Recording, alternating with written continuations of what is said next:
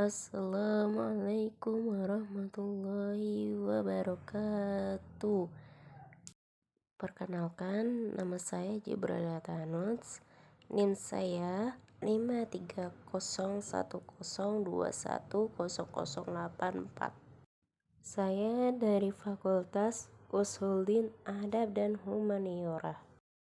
Saya akan menjelaskan sejarah peradaban Islam pada masa Khulafaur Rasyidin.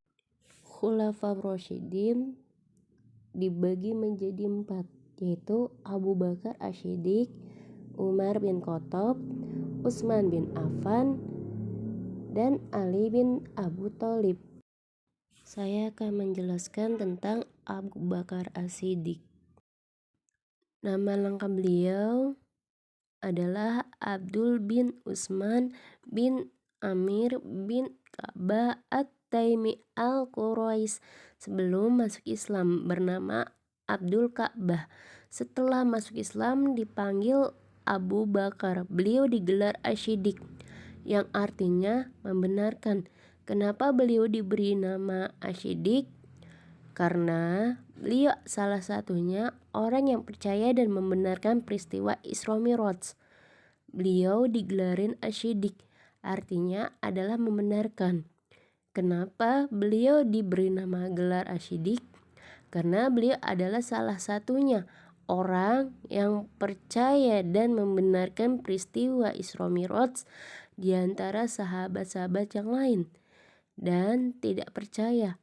Abu Bakar salah satunya laki-laki dewasa yang masuk Islam saat itu, dan melalui perantara beliau banyak penduduk Mekah masjid Islam seperti Abu Rahman bin Auf, Utsman bin Affan, Zubair bin Awam, Sa'ad bin Abi Waqqas.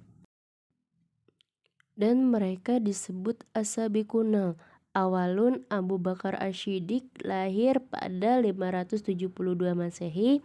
Beliau menjadi pemimpin pada masa Khulafaur Rasyidin.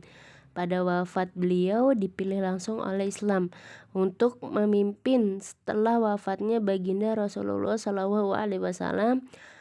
Abu Bakar memimpin selama 2 tahun 3 bulan. Beliau wafat pada 12H dikarenakan sakit di usia 63 tahun dan dimakamkan di sebelah Rasulullah SAW. Kebijakan Abu Bakar Asy-Syiddiq. Yang pertama, penumpasan nabi palsu. Banyak nabi palsu yang bermunculan, banyak yang terkenal yang bernama Musailimiyah. Penumpasan dilakukan oleh Khalid bin Walid. Yang kedua, penghafal Al-Quran. Pada saat banyak sekali penghafal Al-Quran yang gugur, sehingga ini khawatirkan dan merugikan umat Islam ketika penghafal Al-Quran berguguran. Berakibat Al-Quran penghilang dan umat pun usulkan pada Abu Bakar untuk melakukan pembukaan Al-Quran.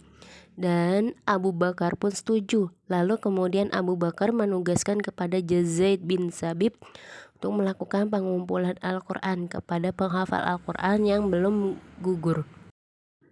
Perluasan wilayah. Abu Bakar Asy-Syiddiq memperluas kekuasaan Islam di Syria, dan beliau menugaskan 4 panglima tersebut, yaitu yang pertama Yazid bin Abu Bakar Suryan, ada di Damaskus. Kedua, Abu Bakar Ubaidah bin Jarrah, ada di Hams. Ketiga, Amru bin As, ada di Palestina. Dan yang terakhir, yang keempat, Surabil, ada di Yordania. Pada saat itu Abu Ubaidah kewalahan menghadapi Romawi Timur di Syria, sehingga Abu Bakar pun Khalid bin Walid, Abu Ubaidah bin Jarrah. Setelah Khalid bin Walid menaklukkan Irak dan Persia, dan begitulah Romawi Timur pun dapat ditaklukkan. Yang kedua, saya akan menjelaskan tentang kepemimpinan Umar bin Khattab. Nama lengkap beliau Umar bin Khattab bin Nufail bin Abdul Uzza al-Quraisy. Beliau diberi gelar Al-Faruq, yaitu pemisah antara yang haf dan yang pakhil. Beliau masuk Islam di usia 27 tahun.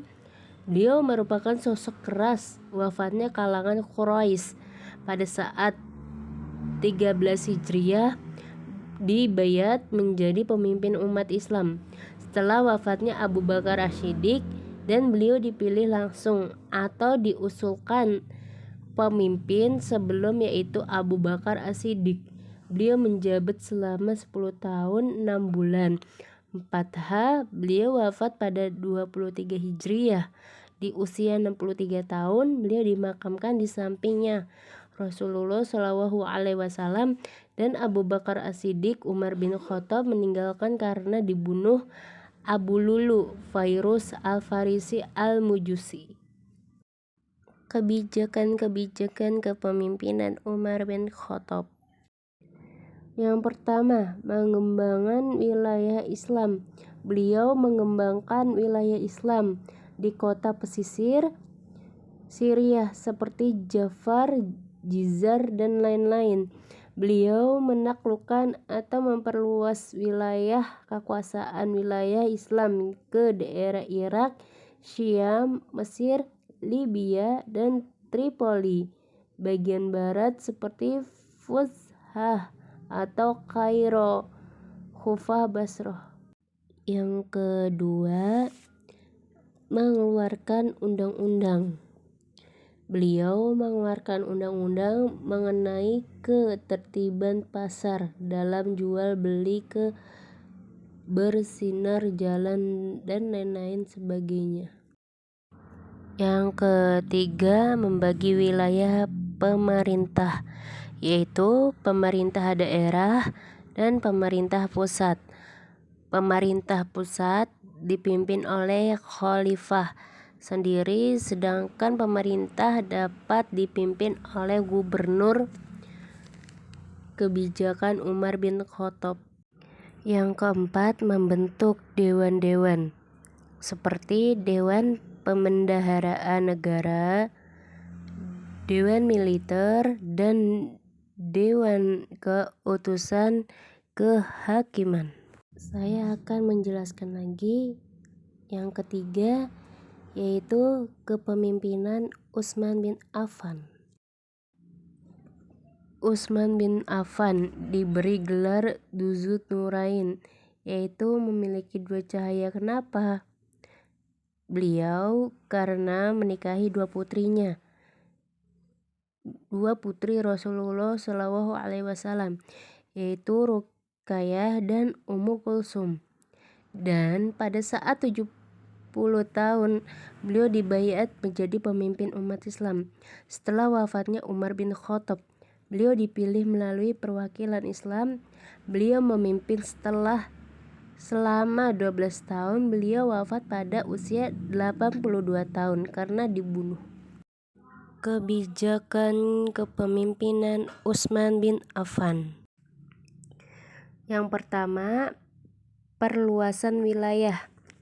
Beliau melanjutkan perluasan wilayah di Persia, Tabarista, Azerbaijan, Armenia dengan dibangun armada laut.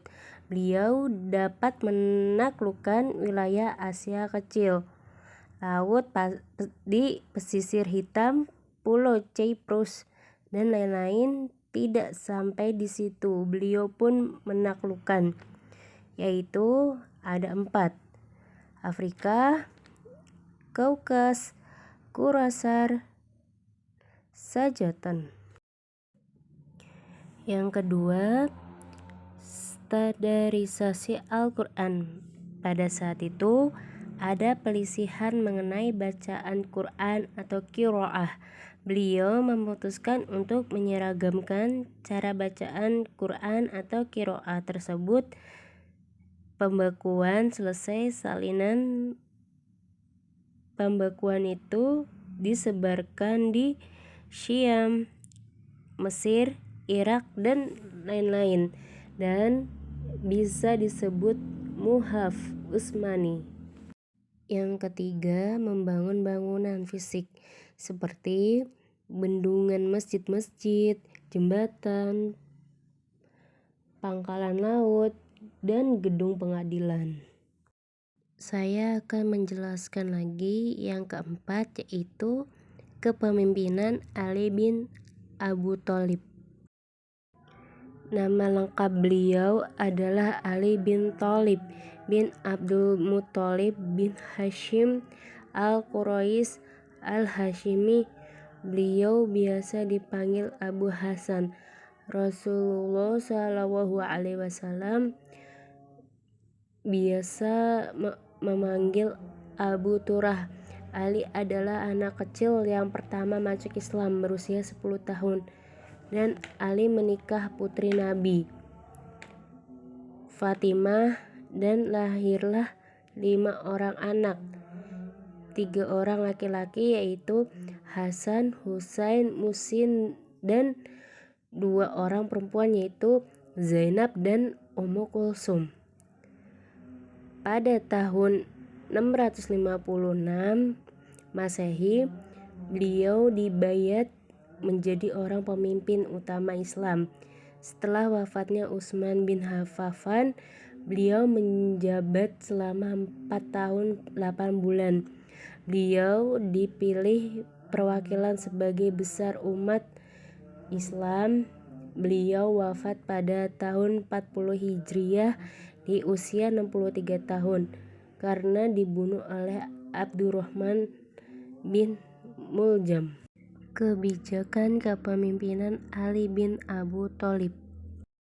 Yang pertama, pengganti penjabat lama. Ali melakukan penjabat-penjabat lama untuk dijadikan penjabat baru karena beliau yakin meletakkan pemberontakan terjadi karena keteledoran pejabat yang lama. Yang kedua, penarikan kembali tanah yang dihadiahkan Utsman pada penduduk kepada negara. Beliau melakukan distribusi pajak tahunan seperti dilakukan Umar bin Khattab dahulu. Yang ketiga, yaitu menghadapi pemberontakan, yaitu seperti Talha, Zubair, dan Asyam. Mereka melakukan pemberontakan dikarenakan Ali tidak mau menghukum atau membunuh Utsman karena Ali bin Abu Thalib tidak ingin ada pemberontakan, tetapi pemberontakan ini tetap terjadi dan disebut dengan Perang Jamal. Pemberontakan terus terjadi dengan orang yang berbeda seperti Muawiyah bin Abu Sufyan. Terjadi Perang Siffin. Kenapa disebut dengan Perang Siffin? Karena perang ini dilakukan di Bukit Siffin. Perang ini diakhiri oleh Admifes atau Takhim dan mengakibatkan terpecah 3 golongan, yaitu Khawarij 1, yaitu orang keluar dari barisan Ali. Kedua, Syiah, yaitu para pendukung Ali. Dan terakhir yang ketiga, pengikut Muawiyah bin Abu Sufyan. Lalu Hasan Ali bin Abu Thalib, namun pernyataan dalam kepemimpinannya lemah sehingga membuat Muawiyah semakin kuat. Maka Hazrat membuat perjanjian damai untuk menyatukan umat Islam, sehingga 41 tahun Hijriah membuat dikenal sebagai Amul Jam'ah, dan tahun ini berakhirnya masalah lampau Rusyidin. Sekian, terima kasih. Wassalamualaikum warahmatullahi wabarakatuh.